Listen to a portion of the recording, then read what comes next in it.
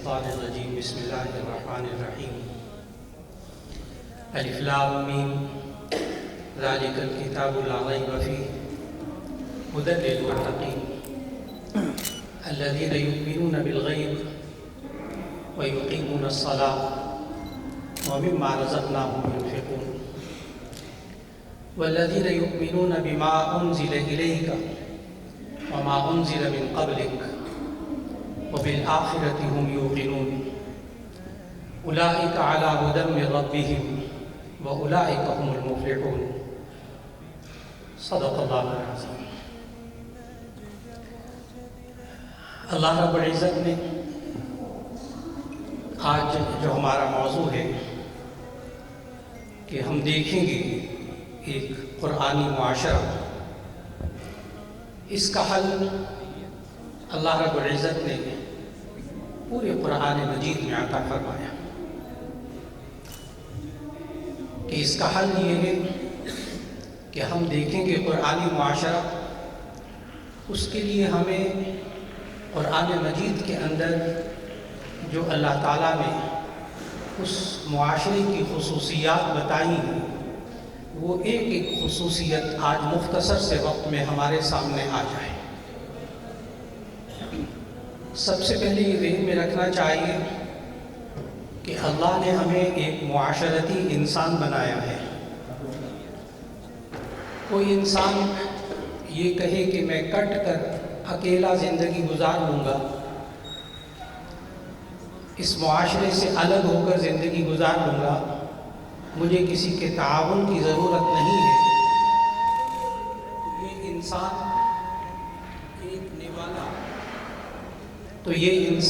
ایک نوالا بھی روٹی کا نہیں کھا سکے گا۔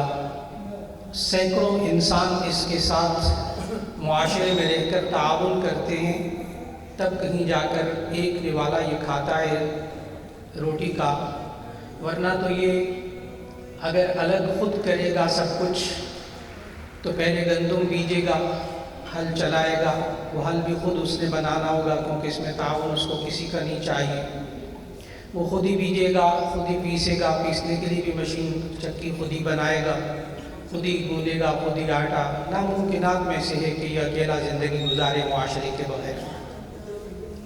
زندگی تو اس نے معاشرے ہی میں گزارنی ہے، لیکن وہ قرآنی معاشرہ کیسا ہوتا ہے کہ جس کو اللہ نے قرآن مجید میں بیان کیا۔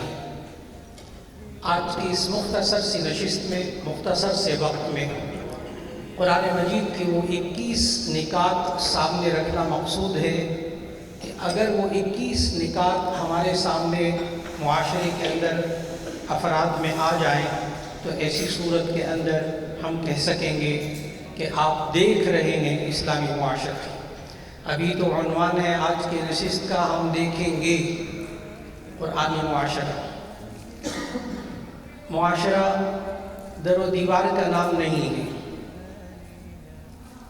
معاشرہ گھروں کا نام، سواریوں کا نام نہیں ہے، فیکٹریوں کا نام، اداروں کا نام، دفتروں کا نام نہیں ہے، معاشرہ افراد کا نام ہے۔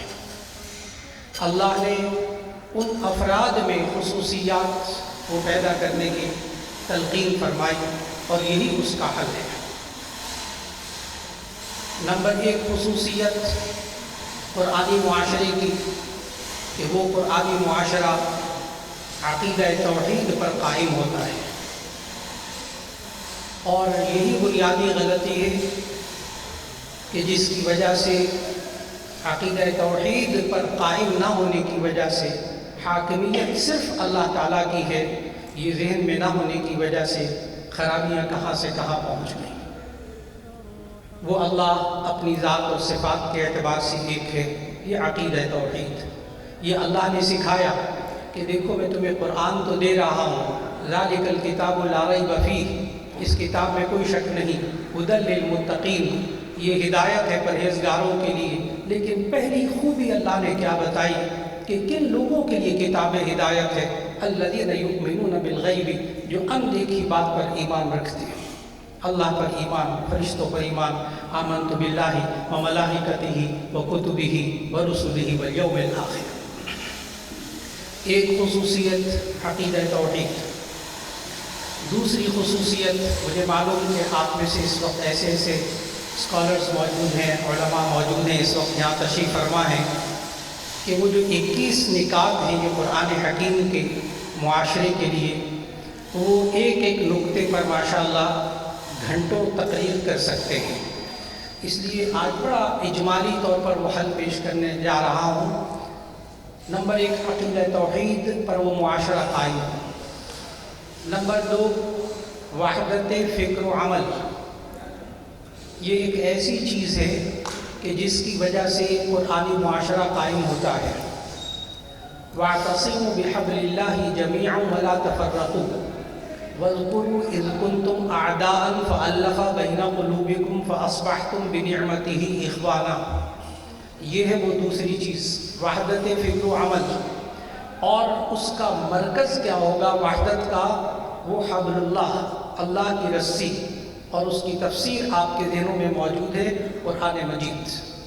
حبل اللہ، وَاعْتَصِمُوا بِحَبْلِ اللَّهِ جَمِيعًا، اللہ کی رسی کو مضبوطی سے تھامے رکھو۔ تو ایسی صورت میں دوسری خوبی قرآنی معاشرے کی وحدت فکر و عمل، اگر یہ ہوگی تو وہ قرآنی معاشرہ ہوگا، اور اگر یہ نہیں ہوگی تو ایسی صورت میں قرآنی معاشرہ نہیں ہوگا۔ نمبر 2 وحدت فکر و عمل۔ نمبر 3 مساوات۔ مساوات کا ہرگز یہ مطلب نہیں جو کمیونزم سوشلزم کے اندر موجود، سوشلزم یا کمیونزم کہ سب کے حقوق برابر ہو، سب کی تنخواہیں برابر ہو، سب کا گھر برابر ہو، سب کی سیلری برابر ہو، سب کے پاس پیسے برابر ہو، کر کے دیکھ لیا دنیا نے، ناکام ہوا۔ مساوات کیا چیز جو قرآن نے سکھائی؟ وَآتُوا حَقَّهُ يَوْمَ حَصَادِهِ وَآتِ ذَا الْقُرْبَى حَقَّهُ، کہ آپ جس کا جو حق ہے وہ اس کو ادا کر دیں، یہ مساوات ہے۔ جس کا جو حق ہے اس کو ادا کر دیں، جس کا جو مرتبہ ہے، جس کی جو ایجوکیشن ہے، جس کا جو مقام ہے، جو جس چیز کی اہلیت رکھتا ہے، آپ اس کو اس کا مقام دے دیں، اس کا حق دے دیں، یہ مساوات ہے۔ یہ قرآنی معاشرہ جو نبی صلی اللہ علیہ وسلم نے قائم کیا۔ چوتھی خوبی قرآنی معاشرے کی جو آپ دیکھیں گے وہ ہے عدل و انصاف۔ عدل و انصاف، اعدلوا هو اقرب للتقوی، تم انصاف کرو، یہ تقوی کے زیادہ قریب ہے۔ لا یجرمنکم شنآن قوم علی الا تعدلوا، کسی قوم کی دشمنی تمہیں اس چیز میں مبتلا نہ کر دے کہ تم انصاف سے ہاتھ دھو بیٹھو۔ انصاف کرتے رہنا۔ جس معاشرے میں انصاف نہیں ہوگا وہ معاشرہ قرآنی معاشرہ نہیں ہوگا۔ پانچویں خصوصیت رواداری، تحمل، برداشت، صبر، قرآن نے سکھایا۔ ان اللہ مع الصابرین، اللہ نے بڑی گارنٹی دی کہ دیکھو دوسرے کی بات کو برداشت کرو گے، دوسرا تکلیف پہنچائے اس کو معاف کر دو گے، عفو درگزر سے کام لو گے، تو ان اللہ مع الصابرین، اللہ تمہارے ساتھ ہوگا، اللہ صبر کرنے والوں کے ساتھ ہوگا۔ آج تحمل، برداشت کی کمی کی وجہ سے قرآنی معاشرہ ہمیں نظر نہیں آ رہا، اور جس انسان کے اندر تحمل اور برداشت اور رواداری اور صبر کا مادہ آئے گا، یہ پانچویں خوبی، تو ایسی صورت کے اندر انشاءاللہ وہاں اسلامی معاشرہ آپ کو جھلکتا ہوا نظر آئے گا۔ نمبر 6 اخوت۔ اخوت، انما المؤمنون اخوۃ، تمام ایمان والے آپس میں بھائی بھائی ہیں۔ نبی صلی اللہ علیہ وسلم نے اس کی کیفیت بتائی، کر کے دکھایا ہاتھوں کے اشارے سے کہ المؤمن للمؤمن کالبنیان یشد بعضہ بعضا ثم شبک بین اصابعہ، فرمایا کہ مسلمان کا بھائی ہے، جس طرح ایک اینٹ دوسری اینٹ کو دیوار کے اندر سہارا دیتی ہے، مسلمان ایک دوسرے کو سہارا دیتا ہے، ایک دوسرے کی ٹانگ کھینچنے والا نہیں ہوتا، ایک دوسرے کو نقصان پہنچانے والا نہیں ہوتا۔ نبی صلی اللہ علیہ وسلم نے اخوت کی مثال دی، تری المؤمنین فی تراحمہم وتوادہم وتعاطفہم کمثل الجسد اذا اشتکا شیئا منہ تداعی لہ سائر الجسد بالسہر والحمى، کہ پوری امت مسلمہ میں ایک شخص کو تکلیف ہو، پورا بدن امت مسلمہ تکلیف میں مبتلا ہو جائے اور اس تکلیف کو دور کرنے کی کوشش کرنا شروع کر دے، تکلیف دور ہو جائے گی۔ ایسی اخوت، ایسی مواخات نبی صلی اللہ علیہ وسلم نے مدینہ طیبہ میں قائم کر کے دکھائی، مہاجرین اور انصار کے اندر۔ نمبر 7، قرآنی معاشرہ ہم دیکھیں گے جس کے اندر 7ویں خوبی ہوتی ہے سادگی، یعنی فضول خرچی سے بچاؤ۔ بہت سے لوگ سادگی کی تعریف پوچھتے ہیں، سادگی کی ڈیفینیشن کیا ہوتی ہے؟ جی، ان المبذرین کانوا اخوان الشیاطین، یہ جو فضول خرچی کرنے والے ہوتے ہیں شیطان کے بھائی ہوتے ہیں۔ بلا ضرورت خرچ کرنا، دکھاوے کے لیے خرچ کرنا، گناہ کی جگہ خرچ کرنا۔ لا تسرفوا ان اللہ لا يحب المسرفین، فضول خرچی نہ کرو۔ اور ایسی صورت کے اندر جو دینی معاشرہ ہوگا اس کے اندر 7ویں خوبی ہوگی کہ اس کے اندر فضول خرچی نہیں ہوگی، دکھاوا نہیں ہوگا، نمائش نہیں ہوگی، سادگی ہوگی۔ نمبر 8، قرآنی معاشرہ، ان اللہ یحب المتطہرین، بے شک اللہ تعالیٰ طہارت اور صفائی رکھنے والوں کو پاکیزہ بدن، پاکیزہ لباس، پاکیزہ جگہ، پاکیزہ بستر، پاکیزہ جائے نماز، پاکیزہ بیٹھنے کی جگہ، یہ اس کا بدن پاکیزہ تو اس کی روح بھی پاکیزہ۔ تو اسلامی معاشرہ طہارت اور صفائی پر مبنی ہوتا ہے۔ اور نمبر 9، اسلامی معاشرہ آداب و خطوات جو قرآن نے سکھائے، زندگی گزارنے کے ایٹیکیٹس، وہ جو اسلام نے سکھائے، وہ جو قرآن نے سکھائے۔ اس نے کھانا کیسے ہے، اس نے پینا کیسے ہے، اس نے سونا کیسے ہے، اس نے کمانا کیسے ہے، اس نے تجارت کیسے کرنی ہے، اس نے دوسروں کے ساتھ بیہیو کیسے کرنا ہے، ایک ایک آداب و اطوار اللہ نے قرآن میں سکھائے۔ جب انسانی معاشرے کے اندر وہ چیزیں، وہ خوبیاں آ جائیں گی تو ایسی صورت میں وہ اسلامی معاشرہ کہلائے گا، جسے آپ نے کہا کہ ہم دیکھیں گے اسلامی معاشرہ۔ آپ دیکھ سکتے ہیں اسلامی معاشرہ، اگرچہ وہ اب بھی بکھری ہوئی لائنوں میں موجود، لیکن جب اجتماعی طور پر سامنے آتا ہے تو اسی صورت میں یہ خوبیاں انسان کے سامنے آتی ہیں۔ نمبر 10، بیکار مشاغل سے اجتناب، بے مقصد کاموں کے پیچھے نہ پڑنا، لغو کاموں کے پیچھے نہ پڑنا، لغو باتیں نہ کرنا، بے مقصد باتیں نہ کرنا، بے مقصد زندگی نہ گزارنا، بے مقصد وقت نہ ضائع کو گزارنا۔ کتنا وقت ہے اس پاکستانی شخص کے پاس، دنیا یوں کہتی ہے یہ ویلا بندہ ہے، اس کے بعد ٹائم ہی ٹائم ہے، یہ موبائل، یہ گھنٹوں گزار دے گا یوٹیوب دیکھتے ہوئے بے مقصد۔ ٹھیک ہے، مقصد ہو بہت اچھا، لیکن اسی سے فائدہ بھی اٹھاتا ہے۔ موبائل بڑی نعمت اللہ کی اگر اس کو اچھا استعمال کیا جائے، ورنہ وقت کا ضیاع۔ تو جو قومیں وقت کو ضائع نہیں کرتی وہ قومیں معاشرہ بناتی ہیں، وہ قومیں بڑی مضبوط ہوتی ہیں۔ تو ایک چیز وقت کی پابندی، وقت کا معاشرہ، وقت کا خیال کرنا اور اس کے ساتھ ساتھ وقت کو ضائع نہ کرنا۔ نمبر 11ویں خصوصیت، عالمگیر معاشرہ۔ عالمگیر معاشرہ، گلوبل، ایسا انٹرنیشنل معاشرہ کہ یہ قرآن نہ صرف مکہ مدینے کے لیے تھا، نہ صرف پاکستانیوں کے لیے ہے، قرآنی معاشرہ تو پوری انسانیت کے لیے ہے۔ یہ آج وقت کی بہت بڑی ضرورت ہے اس بات کو سمجھنا کہ اللہ کا قرآن میں کوئی ایک حکم آپ ثابت نہیں کر سکتے کہ یہ صرف مکہ مدینے والوں کے لیے تھا۔ کوئی ایک حکم آپ نہیں کہہ سکتے کہ یہ صرف مسلمان ہی کر سکتے ہیں، پاکستانی ہی کر سکتے ہیں بس، جی نہیں۔ قرآن ایک عالمگیر معاشرہ ہے، اور نبی صلی اللہ علیہ وسلم کو اللہ تعالیٰ نے تمام عالمین کے لیے، وما ارسلناک الا رحمۃ للعالمین وما ارسلناک الا کافۃ للناس بشیرا ونذیرا، پوری انسانیت کے لیے بشیر اور نذیر بنا کر بھیجا، انسانیت کے لیے۔ اس لیے عالمگیر معاشرہ وہ قرآنی معاشرہ ہوتا ہے۔ نمبر 12، امر بالمعروف نہی عن المنکر، جس معاشرے میں ہوتی وہ اسلامی معاشرہ ہے۔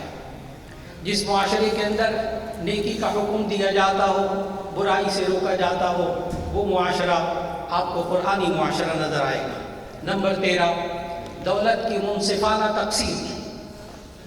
دولت کی منصفانہ تقسیم، یہ اللہ نے ہمیں کہیں قرآن میں نہیں سکھایا سب کے پاس پیسے برابر ہوں۔ اللہ نے قرآن میں سکھایا ان اللہ یبسط الرزق لمن یشاء ویقدر، اللہ تعالیٰ جس کے لیے چاہتا ہے رزق کشادہ کرتا ہے، جس کے لیے چاہتا ہے تنگ کر دیتا ہے، لیکن تؤخذ من اغنیائہم وترد الی فقرائہم، پھر جو ان میں سے مالدار ہوں گے ان سے مال لے کر ان کے فقراء تک پہنچایا جائے گا۔ ایسی صورت کے اندر وہ اسلامی معاشرہ ہوگا۔ تو دولت کی منصفانہ تقسیم، وہاں غربت نہیں پائی جاتی اس معاشرے کے اندر جو قرآنی معاشرہ ہوتا ہے۔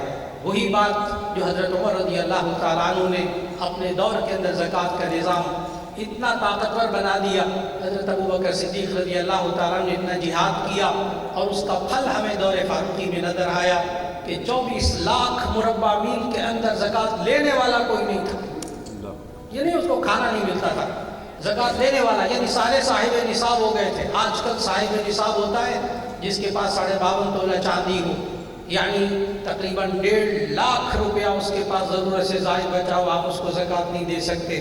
تو یہ نہیں ہے کہ وہاں کوئی بھوکا نہیں تھا، وہاں اس کو روٹی نہیں ملتی تھی، ایسا بندہ کوئی نہیں تھا جی، صرف کھانا پینا نہیں، ضرورت سے زائد ہر ایک کے پاس 1.5 لاکھ روپیہ اس دور کا موجود تھا کہ وہ زکوٰۃ لینے والا کوئی نہ رہا۔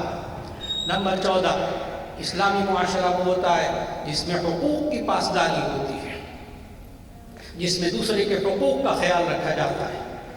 ایک بچہ اپنے باپ کے حقوق کا خیال رکھتا ہے، باپ اپنے بچوں کا حقوق کے خیال، ایک میاں بیوی ایک دوسرے کے حقوق کا خیال رکھتے ہیں۔ معاشرے میں مسافر ہیں تو اپنے ساتھ سفر کرنے والے کا، آپ بیٹھے ہوئے ایک مجلس میں اپنے ساتھیوں کے حقوق کا خیال رکھتے ہیں، میری وجہ سے اس کو تکلیف نہ پہنچے۔ حقوق کا خیال رکھنے کے لیے بنیادی طور پر 3 اصول اللہ اور اس کے رسول صلی اللہ علیہ وسلم نے سمجھائے۔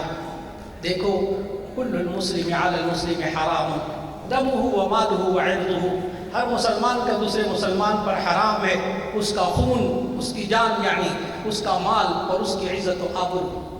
آج معاشرے کے اندر جان، مال اور عزت و آبرو کا احترام نہ کرنے کی وجہ سے معاشرے کے اندر قرآنی معاشرہ نظر نہیں آ رہا، ایک دکھ بھرا معاشرہ نظر آ رہا۔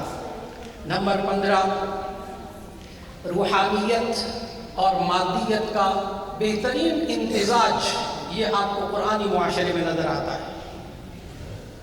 جملہ بہت واضح کرنا چاہوں گا، روحانیت اور مادیت کا بہترین امتزاج آپ کو صرف قرآنی معاشرے میں نظر آئے گا کہ جس میں روحانیت بھی ہے، یعنی اس میں روحانی بیماریاں نہیں اس معاشرے کے اندر، اور مادیت بھی مکمل موجود ہے۔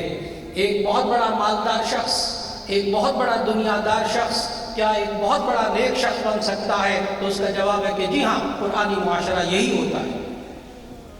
یہ دنیا دار اور دیندار کی تقسیم یہ اسلام کے اندر نہیں ہے۔ اسلام کے اندر تو مومن اور کافر کی تقسیم ہے، ایمان لانے والے یا نہ لانے والے کی تقسیم ہے۔ ایک 100% دنیا دار ہو، کیا وہ 100% دیندار ہو سکتا ہے؟ تو اس کا جواب ہے کہ جی ہاں۔ نبی صلی اللہ علیہ وسلم نے ان لوگوں کو جو چند ایک آ گئے تھے اور انہوں نے آ کر سوچا تھا کہ ہم اب معاشرتی زندگی ایسی گزاریں گے جس میں روحانیت ہی روحانیت ہوگی، نبی صلی اللہ علیہ وسلم نے ان کے قبلے کو بدلا، ان کی لائن کو بدلا۔ وہ آئے تو آ کر کہنے لگے، نبی صلی اللہ علیہ وسلم کے حالات کو دیکھا، بخاری شریف کی حدیث سنانے لگا، نبی صلی اللہ علیہ وسلم کے حالات کو دیکھا، عبادات کو دیکھا، گھریلو زندگی کو دیکھا۔ ایک صاحب کہنے لگے میں آئندہ ساری زندگی کبھی نہیں سوؤں گا، ان کو رات کی عبادت بڑی اچھی لگی۔ دوسرے صاحب کہنے لگے میں ہمیشہ روزہ رکھوں گا، ان کو روزے کی عبادت بڑی اچھی لگی۔ تیسرے صحابی کہنے لگے میں کبھی زندگی میں شادی نہیں کروں گا، ساری زندگی عبادت میں گزاروں گا۔ نبی صلی اللہ علیہ وسلم کو جب تینوں کی بات پتہ چلی، فرمایا نہیں، تم مجھ سے نیکی میں آگے نہیں بڑھ سکتے، تم نیکی میں مجھ سے آگے نہیں بڑھ سکتے۔ ان لنفسک علیک حقا و ان لزوجک علیک حقا، تمہاری جان کا بھی تم پر حق ہے، تمہاری بیوی بچوں کا بھی تم پر حق ہے۔ یہ انسان معاشرتی زندگی بھی گزارے گا، یہ انسان کاروبار کی زندگی بھی گزارے گا، اور یہ انسان اپنی اللہ کی عبادت میں زندگی گزارے گا۔ یہ کاروبار بھی کرے گا تو اس کی عبادت بنتی چلی جائے گی۔ 15 خوبیاں ہو گئی۔ نمبر 16 خوبی تقوی۔ اسلامی معاشرے کے اندر تقوی، اللہ سے ڈر کر زندگی گزارنا، گناہوں سے بچ کر زندگی گزارنا۔ اسلامی معاشرہ گناہوں سے بچ کر زندگی گزارنا۔ نمبر 17 اعتدال پسندی، میانہ روی۔ اللہ نے سورہ لقمان کے اندر، لقمان علیہ السلام نے جب اپنی اولاد کی تربیت کی تو وہاں کہا وَاقْصِدْ فِي مَشْيِكَ وَاغْضُضْ مِنْ صَوْتِكَ، اے میرے پیارے بیٹے اپنی زندگی میں میانہ روی اختیار کر۔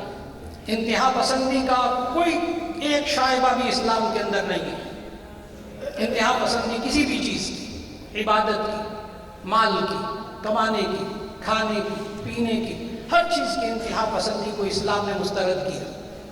اسلامی معاشرے کے اندر کھانے میں بھی اعتدال، پینے میں بھی اعتدال، سونے میں بھی اعتدال، بیوی بچوں کے اندر اعتدال، کمانے کے اندر اعتدال، کھیلنے کے اندر بھی اعتدال، باتیں کرنے کے اندر بھی اعتدال، مسکرانے کے اندر بھی اعتدال۔ کہتا نہ ہنسا کرو دل مردہ ہو جائے گا۔ اور دیکھو بیویوں کے پاس جاؤ، گھروں میں جاؤ تو مسکراتے ہوئے جانا، اعتدال سکھایا۔ زندگی میں اعتدال کس چیز کا نام ہے؟ نمبر 18 روشن خیال معاشرہ۔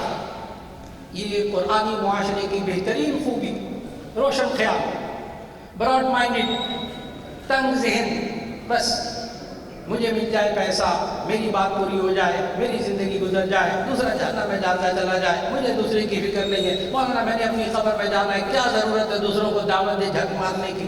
نہیں، روشن خیال معاشرہ جس میں انسان کا ذہن بہت کھلا ہوتا ہے، ہر ایک کو قبول کرتا ہے، ایسا ایک آبادی، ایسا ملک ہوتا ہے جس میں دوسرے آ کر اس کے ہاں بستے ہیں، ایسا گھر ہوتا ہے جس کے اندر سب آ کر بستے ہیں، اور ایسا معاشرہ ہوتا ہے جس کے اندر ہر ایک کا ذہن کھلا ہوتا ہے۔ تنگ ذہنی یہ اسلامی معاشرہ نہیں ہوتا، کھلا ذہن یہ اسلامی معاشرے کی خصوصیت ہے۔ نمبر 19 عفت و حیا، پاک دامنی اور حیا، یہ اسلامی معاشرہ۔ اب اتل ما اوحی الیک من الکتاب واقم الصلاۃ ان الصلاۃ تنہی عن الفحشاء والمنکر قل انما حرم ربی الفواحش ما ظہر منها وما بطن۔ اللہ نے ہر چیز جو کہ ظاہری بے حیائی ہو، چھپی ہوئی بے حیائی ہو، حیا کیا؟ انقباض النفس عن القبیح۔ امام راغب رحمہ اللہ نے مفردات القرآن میں حیا کی تعریف لکھی، انقباض النفس عن القبیح۔ بری بات کے اندر، بری بات کے بارے میں انسان کے دل کے اندر جو رکاوٹ ہوتی ہے اسے حیا کہتے ہیں۔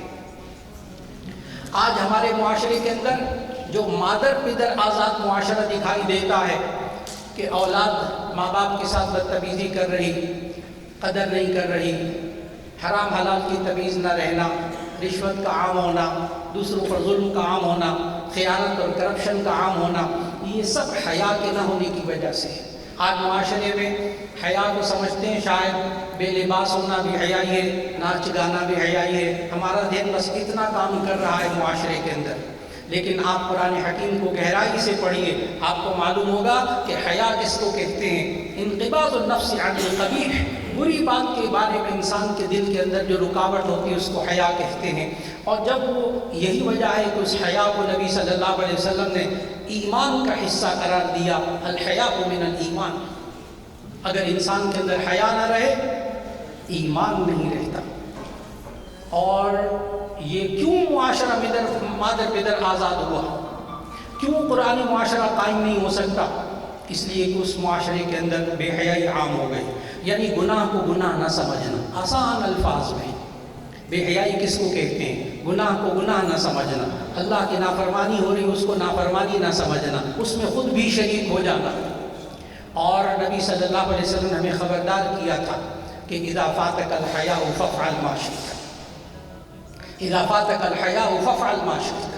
جب حیا فوت ہو جائے تو پھر جو جی چاہے کیجیے، جو جی چاہے کرے، پھر یہ مادر پدر آزاد معاشرہ ہوگا۔ معلوم ہوا حیا کو ہم نے معاشرے میں قائم کرنا ہے، یعنی لوگوں کے اندر برائی کے گناہ ہونے کا احساس پیدا کرنا ہے کہ ہم یہ غلط کر رہے ہیں، کم از کم اس بات کا تو خیال رکھیے کہ یہ غلط ہے، انشاءاللہ اس معاشرے میں حیا رہے گی۔ نمبر 20 خیرخواہ معاشرہ، وہ معاشرہ جو دوسروں کے لیے بھلا چاہے۔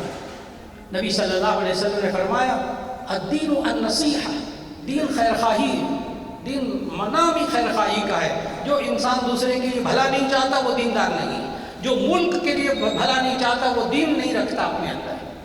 جو اپنے بہن بھائیوں کے لیے، اپنے ساتھی کے لیے، اپنے کولیگ کے لیے اگر دین نہیں چاہتا، بھلائی نہیں چاہتا، تو ایسی صورت میں وہ انسان اسلامی معاشرے میں نہیں رہتا۔ اسلامی معاشرہ ہر ایک کے لیے خیر خواہی، اور 21واں اور آخری پوائنٹ، اسلامی معاشرہ وہ ہوتا ہے جس میں امن ہوتا ہے، جس میں امن ہوتا ہے۔ آج آپ کو حیرت ہوگی کہ آپ میں سے ہر ایک ماشاءاللہ دنیا کے کونے کونے میں سفر کرتے ہیں۔ آج اسلامی پوائنٹ جو آپ نے سنے، قرآنی معاشرہ ہم دیکھیں گے، کیسے دیکھیں گے، وہ کیسا ہوتا ہے۔ یہ جو 21 نکات بیان کیے ہیں نا، تھوڑا سا ذہن پر زور دیجئے، آپ دنیا کے کونے کونے میں گھومنے پھرنے والے حضرات تھوڑا سا ذہن پہ زور دیجئے۔ غیر مسلموں میں سے 21 پوائنٹ انہوں نے اختیار کر رکھے ہیں۔ بہت نازک بات کہہ رہا ہوں، قرآنی معاشرے کے 21 پوائنٹ غیر مسلموں نے اختیار کر رکھے۔ ایک ایک کو ذہن میں لائیے، سوائے چند ایک، ایمان باللہ، عقیدہ توحید اور تقویٰ، وہ چند چیزیں نکال کر، اور باقی آپ پوائنٹ دیکھیں گے تو وہ سارے کے سارے غیر مسلموں نے اپنائے ہوئے ہیں۔ اس لیے معاشرے کے اندر، غیر مسلم معاشرے کے اندر بھی اگر آپ کو کہیں کوئی خیر نظر آئے گی، یہ دعویٰ ہے بہت بڑا قرآن کا، بڑے غور سے سنیے گا، جہاں کہیں معاشرے میں کوئی خیر نظر آئے گی، وہ معاشرہ قرآن کے کسی نہ کسی حکم پر عمل کر رہا ہوگا۔ بیٹھ کر آرام سے غور کیجئے گا، پوری دنیا کے اندر جہاں جس معاشرے کو آپ نے اچھا سمجھا نا، یہ میں فلاں ملک گیا تھا، بڑا اچھا معاشرہ ہے، میں فلاں گیا تھا، فلاں جگہ میں سفر کر کے آیا، بڑا اچھا معاشرہ تھا، آپ دیکھیے گا اس میں ان 21 پوائنٹس میں سے اکثر پوائنٹ اس معاشرے کے اندر موجود ہوں گے جس کی وجہ سے آپ نے اس کو اچھا معاشرہ کہا۔ وہ الگ بات ہے قرآن پر ایمان نہیں رکھتے، اللہ پر ایمان نہیں رکھتے۔